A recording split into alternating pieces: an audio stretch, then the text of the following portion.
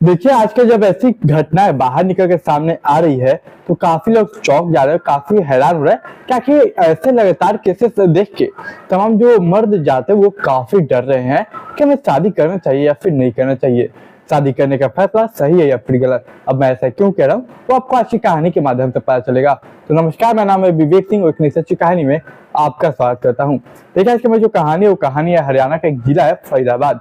इसी फरीदाबाद का एक लगने वाला एक इलाका बल्लभगढ़, इसी के अंतर्गत आने वाला क्षेत्र है, थाना है सदर थाना। उसी के अंतर्गत आने वाला एक क्षेत्र है आईएमटी गोलचक्कर। आईएमटी गोलचक्कर मैं बात कर रहा हूँ लगभग 15 अप्रैल साल 2025 की।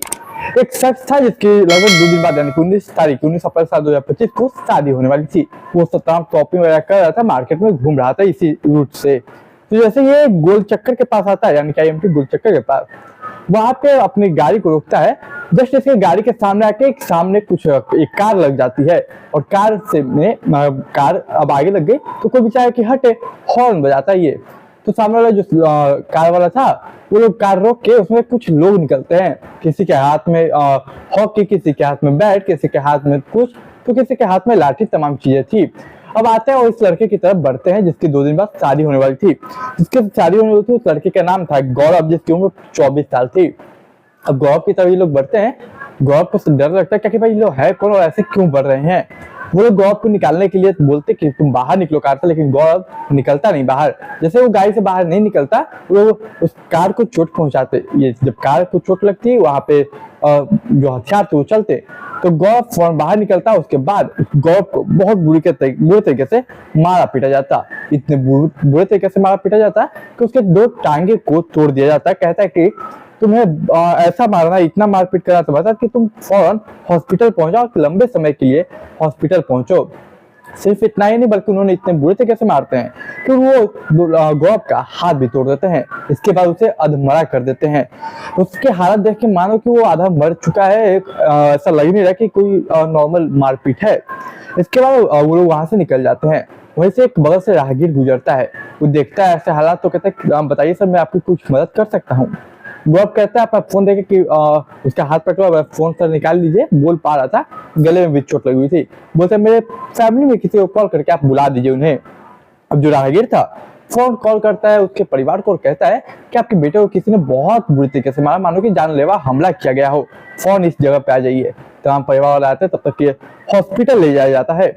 हॉस्पिटल ले जाया जाता है। परिवार वाले आके जब जाते हैं तो रास्ते में जो हॉस्पिटल जहाँ चोट लगी वहां से और हॉस्पिटल के बीच का जो रास्ता था उस वक्त तो हाथ पैर टूट चुका था। गौरव का गले में भी चोट लगी थी, लेकिन गौरव कुछ बातें बताता है तो वो बातें सुन के परिवार वाले दंग रह जाते हैं।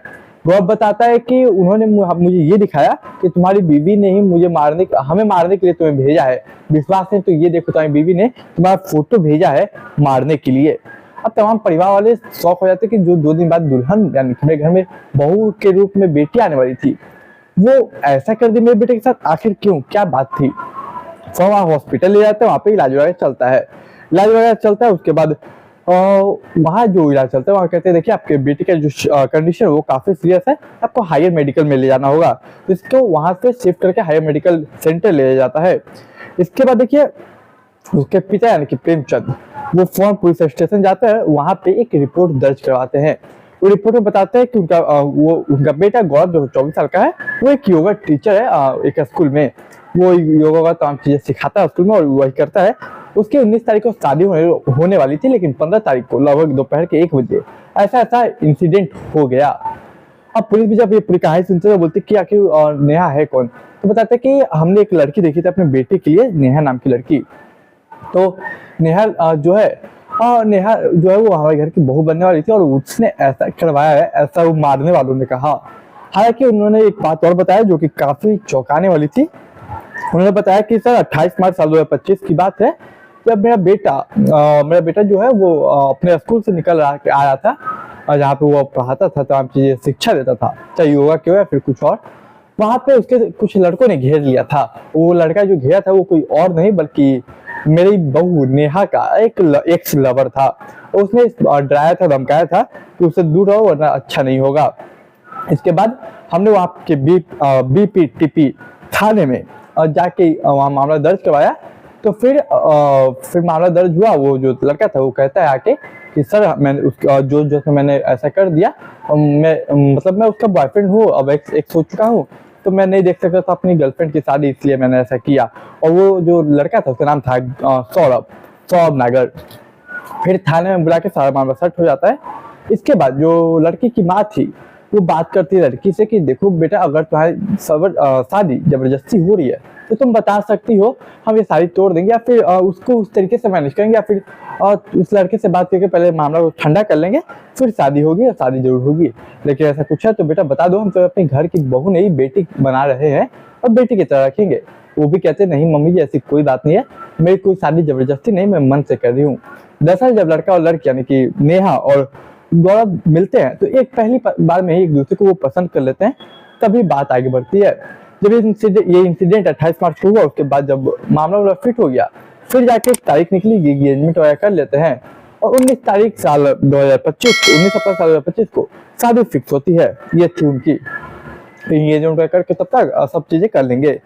देखिए इधर इलाज चला था 15 तारीख से 16 तारीख गुजरता है, 17 तारीख गुजरता है, 18 तारीख गुजरता है, 19 तारीख गुजरता है और नहीं 17 तारीख गुजरता, 18 तारीख गुजरता है। 19 तारीख की रात लगभग 2 बजे या फिर कहिए कि 20 की सुबह 2 बजे, सुबह यानी कि रात ही का समय होता है एक्चुअली, तो AM PM का आप समझ सकते हैं। तो 19-20 की रात या दिन सुबह कर लीजिए 2 बजे 2 AM 19 तारीख का 20 तारीख का 2 AM में होता क्या है कि जो लड़का है वो दम तोड़ देता है, वो इस दुनिया छोड़ के चला जाता है। पुलिस जब इन्वेस्टिगेशन करती है तो उस इन्वेस्टिगेशन में एक चीज मिलती है कि जो लड़की की मामा है, उसके फोन से कई सारी तस्वीरें सौरभ को भेजी गई है और कई उसके बॉयफ्रेंड यानी कि सौरभ के पास कई एंगेजमेंट की तस्वीरें भी है। तो यह अनुमान लगाना ये गलत नहीं होगा कि उसके पास फोटो कोई और नहीं बल्कि दुल्हन ही भेजती थी।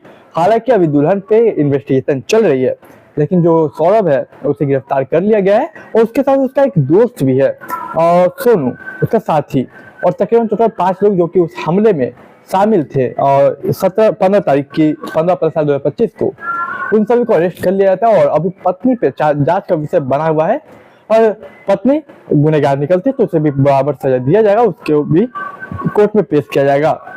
बाकी लोगों पे मुकदमा चल रहा है, अब इन्वेस्टिगेशन जारी है। अगर पत्नी ने नहीं किया है कुछ तब तो कोई बात नहीं, लेकिन अगर पत्नी ने कुछ नहीं किया, कुछ नहीं किया तो आने वाले समय में उसके शादी में दिक्कत नहीं होगी, कहीं और नहीं कर सके, बस एक दाग लग जाएगा। लेकिन अगर उसने किया होगा और ये प्रूफ नहीं हो पाता कि नहीं की है या फिर की है, तो ये कहीं ना कहीं उसके आने वाले समय में काफी फ्यूचर के लिए खतरनाक गलत होगा, क्योंकि कहीं भी उसी के ऊपर कलंक लग जाएगा, उसके होने वाले पति का कत्ल का, भले प्रूफ हो या फिर ना हो।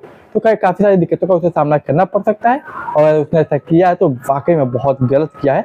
वो मना कर सकती थी कि मुझे शादी नहीं करनी है, और कई जब ऐसा सामने से पूछा गया तो वो मना कर सकती थी, बट उसने ऐसा कुछ नहीं कहा।